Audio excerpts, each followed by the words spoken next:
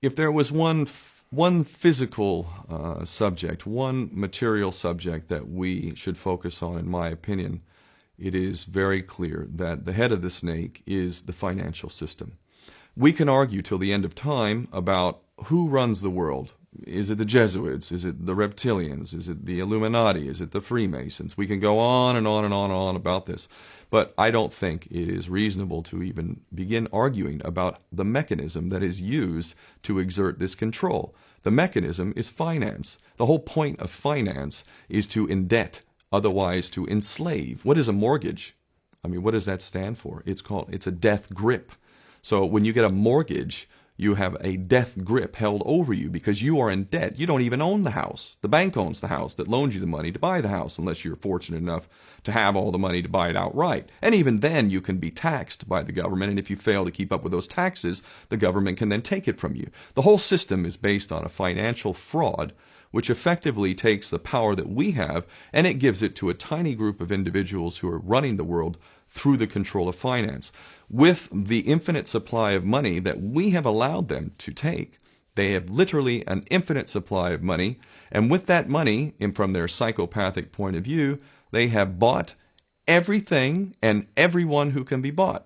So those of us who cannot be bought, because we operate on a level that goes way beyond the material, we are not rewarded for such behavior. We are punished for such behavior. And the most slovenly, disgustingly criminal, pedophilia, corrupt moral individuals, those are the ones that are rewarded in this system, which is upside down. We reward the pedophiles, we reward the corrupt, we reward the liars, we reward the people with no morals at all, and usually we compromise them under this system in terms of maybe a videotape. Maybe Barack Obama is gay. Maybe we have videotape of him having sex with another man, or perhaps some other acts that may be not so popular amongst many of the electorate. Or maybe we have videos of political leaders having sex with little boys or little girls. If I was in charge of the world and I was a psychopath and completely drunk on my own power, you can bet damn sure that's what I would do. I wouldn't allow anyone in a position of power who wasn't completely compromised. When you have an infinite supply of money, you can do this. Take that supply of money away, take that power back, put it in the hands of the people, get rid of fractional reserve banking, which is an obscenity in itself. Listen to the lessons of Jesus Christ. If you're a Christian who got really pissed off when he went to the temple and he saw what the money changers were doing, let's take back control of the issuance of money, and not just on a national level. I'm happy to see in Denmark that you have your own currency. You don't have the euro. But on every country's level, they should be issuing their own currency in a transparent, non-usury based way in which it really, truly benefits the people. And in that way, we can literally free ourselves of the banking debt which is drowning us all, and we can stop scrambling for the crumbs from the table of these filthy rich psychopaths and live in a state of abundance just by changing this one thing. And I'm not just talking about abundance for Western nations who have an artificially inflated value with their currencies. We all in the West are guilty of having that reward while the rest of the world is sucking on it. Every nation in the world can use a sensible financial policy to liberate themselves, to have world-class education, infrastructure.